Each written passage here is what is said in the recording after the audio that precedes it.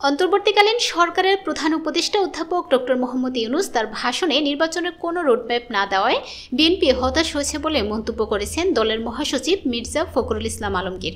বৃহস্পতিবার সকালে রাজধানীর গুলশানে বিএনপি চেয়ারপারসনের কার্যালয়ে এক সংবাদ সম্মেলনে তিনি এসব কথা বলেন।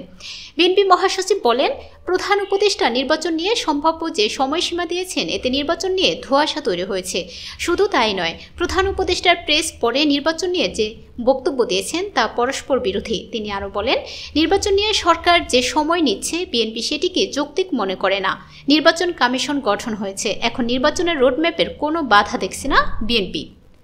নির্বাচন নিয়ে প্রেস সেক্রেটারি ও প্রধান উপদেষ্টার বক্তব্য পরস্পর বিরোধী, যা জনমনে বিভ্রান্ত সৃষ্টি করবে উল্লেখ করে ফখরুল বলেন, নির্বাচনের সময় নির্ধারণে রাজনৈতিক দলগুলোর সাথে আলাপ করে নেওয়া উচিত। নির্বাচন কেন্দ্রিক সংস্কার দ্রুত সম্পন্ন করে নির্বাচন অনুষ্ঠান সম্ভব বলেও মন্তব্য করেন বিএনপির মহাসচিব।